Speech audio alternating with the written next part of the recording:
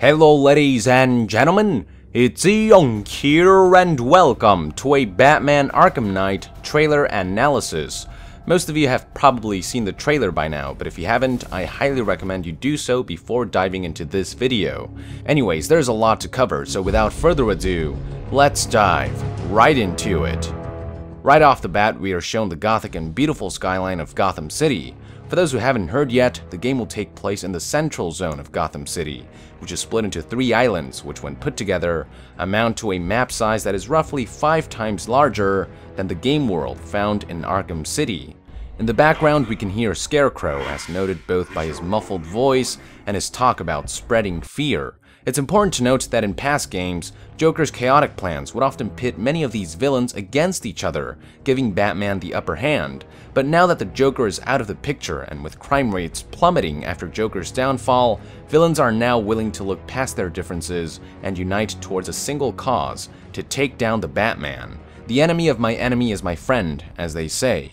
I'm not pulling any of this out of my ass, by the way. This comes directly from Game Informer's summary of the game's story. So whatever Scarecrow is doing now, it's all part of the grand scheme of things, organized in coordination with villains such as Harvey Two-Face, Harley Quinn, the Penguin, and more.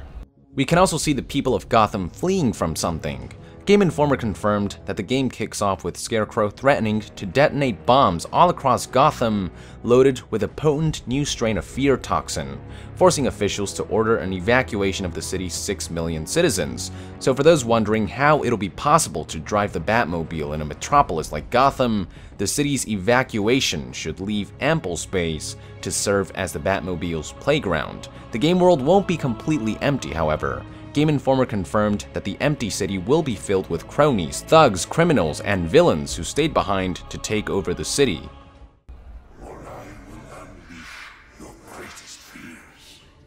Moving on, things get a little more interesting as we get to see Bruce Wayne deep in thought within the Batcave, with Thomas Wayne's voice narrating his own will. The will can basically be summarized as, with great money comes great responsibility, essentially asking Bruce to use this money to help Gotham, rather than to help himself, which Bruce Wayne has certainly done in his own way. I find it interesting they would include this will in Arkham Knight rather than in something like Arkham Origins. The will may suggest that Arkham Knight's story will have an even more personal touch than past games, which I would certainly embrace. We also get to see a close-up of Bruce Wayne himself, who looks a lot younger than I expected. Almost made me think this was a prequel at first glance because of how young he looks. We also get a glimpse of the inner layer of the Batsuit, which seems to be a flexible body armor of sorts. We are then taken to a scene in which we are shown a car chase with Gotham PD. It's hard to say who this thug works for, but we do get a clue through the back of the vest that he's wearing. Yes, it is illegible in this particular shot, but if you look closely at this one, it reads Hell's Gate. For those who don't know, Hell's Gate Disposal Services is a LexCorp subsidiary, and it actually made an Easter egg appearance in Arkham Origins. In Arkham Knight, however, Hell's Gate seems to be more than just an Easter egg, considering that a significant amount of thugs are wearing these vests. Some fans are even suggesting that we may see cameos from characters like Superman and Wonder Woman, which goes in line with DC's upcoming Batman vs Superman movie. That seems a bit far-fetched to me, but we'll have to wait and see just what kind of role Hell's Gate will play, and if LexCorp will be involved at all. Next, we get to see Harley Quinn in action. Instantly striking to me is that, like Bruce Wayne, she looks younger. She was a wreck by the end of Arkham City and its DLCs after the death of a certain villain, and yet none of that seems to show here. Her new outfit even resembles Arkham Asylum's more than Arkham City's. Even weirder is that the tattoo she had on her right arm in Arkham City is completely missing. Just what is going on here? I'll go back to this later, but for now, let's move on. We are then taken back inside the Batcave and we get a better view at the Batsuit's underlying layer, along with a good view of Bruce Wayne's crotch if you're into that kind of thing. Something else that's interesting that further drives my point about seemingly younger characters is the father's dialogue. Be strong. You are young, but destined for great things. You are young and destined for great things, Thomas says on a shot that shows a perfectly good view of a rather young-looking Bruce Wayne. Again, I'll move on for now and I'll come back to this later. In the next scene, out comes the new Batsuit, which, if you've seen the artwork, looks more futuristic than ever before. Rocksteady has stated that Bruce Wayne wasn't just twiddling his thumbs after Joker's downfall. He's been developing new technology that would help him fight crime, and that includes upgrades on both his Batsuit and the star of the show, the Batmobile, and holy mother of Ra's al Ghul, is that a sexy vehicle. It definitely seems to borrow more from Nolan's rougher and more tank-like design, rather than the classic vehicle from cartoons and comics. Also, notice the irony between what we're being shown and what Thomas Wayne is saying. Do not be frivolous with this wealth. Please do not waste it all on fast cars and outrageous clothes and the pursuit of a destructive lifestyle. Don't waste this money on fast cars, bam, Batmobile, and outrageous clothes, bam, Batsuit, and the pursuit of a destructive life, bam, the Batman. And yet it's all these things that has allowed Bruce Wayne to help the city. I see what you did there, Rocksteady. I see what you did there. We also get a nice close-up of the new suit, which looks more like a futuristic armor with individual moving pieces layered on top of each other. We are then shown what I talked about before in regards to villains uniting for a single cause. Villains such as Harvey Two-Face, the Penguin, and Harley Quinn can be seen working together to wreak havoc upon the city of Gotham and eventually to take down the Batman. Then the trailer shows off more of the Batmobile, which seems to feature a navigational map of sorts that will probably be integrated somehow into gameplay. I can't say for sure what part of Gotham this is though, but I'd say this is likely one of the new areas. My deepest regret is I will not see you grow into the... After showing off the Batmobile a bit more, we are taken back to the villains. I would like to bring up that once again, characters seem to look younger. Look at how well Harvey Two-Face seems to have aged in this close-up, especially when put side by side against Arkham City's model. The very same thing could be said for the Penguin. It could just be the CG that's throwing everything off, but Harley Quinn's disappearing tattoo and young composure are still too strange to ignore. Again, let's move on for now, I'll get back to this later. Next, we are shown how the Batmobile is deployed from the Batcave. Pretty badass.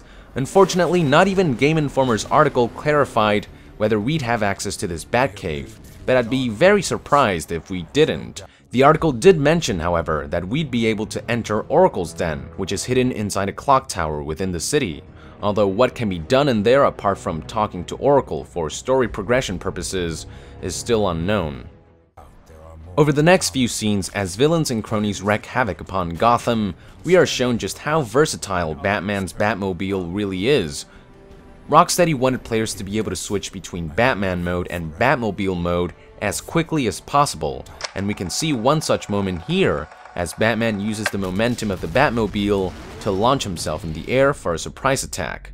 In a later sequence, we are shown the Batmobile's automatic mode. According to Game Informer's article, all players have to do is push a button and the Batmobile will intelligently navigate itself to Batman's current location. And like Batman did in the trailer, players can hop right in without the need of any cumbersome slowdowns if they so desire. In between all that, we are shown some familiar Batman close quarters combat. But notice how in this shot, Batman uses the enemy's baseball bat against him. Game Informer's article confirmed that Batman can steal weapons like baseball bats from the enemy and use it against them. Don't expect to be able to steal anything lethal like guns and use that, but most blunt weapons should be fair game. And thus, shortly after, the trailer concludes. One final detail to notice is the flame that bursts from the logo. Even little things like that can send messages to the audience. So what is the message behind the flames, you ask? To answer your question, allow me to show you this cutscene featuring Batman and Azrael from Arkham City. I bring a message. Dark days are coming, Batman. The prophecy is coming true. You are the warrior who will close the gates of hell. You are the one who will save this day. And in doing so, events will occur that you cannot stop. From the ashes of Arkham, the fires will rage and Gotham will burn. And you will burn too. I don't believe in fairy tales. To me, the flames on the logo seem to suggest that Azrael's prophecy will begin to occur. If you're still not convinced, think back to the logo behind the vests of some of the thugs. Hell's Gate, it said. And if you recall, Azrael proclaimed in his prophecy that Batman would be the warrior who will close the gates of hell. As for what this prophecy means and how it will play out, we'll have to play the game to find out. Finally, before I conclude this analysis, let me go back to the topic of younger looking characters. While it's certainly possible that the CG is what's making the characters look younger, although that still doesn't compensate for Harley Quinn's missing tattoo or more composed personality, if you look closely at the entire trailer, the city itself seems younger.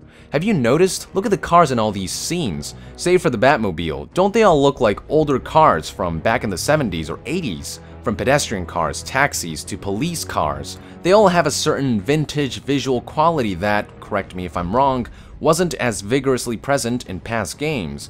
Also, look at the pedestrians themselves. Don't their outfits look outdated? And look at those suitcases. We don't see many of those in our present day. Evidence of a younger Gotham can be found throughout the entirety of this trailer. And check out Harvey's getaway car. Definitely a 70s or 80s car.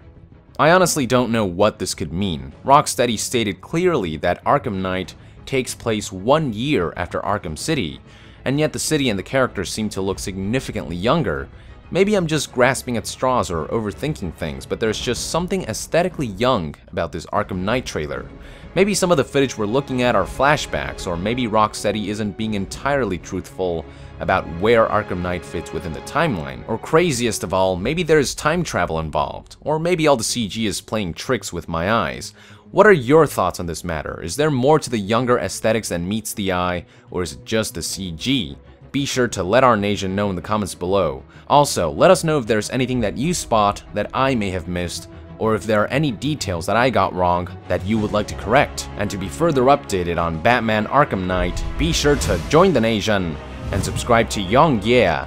I'll see you guys next time. Thank you very much, and Young out!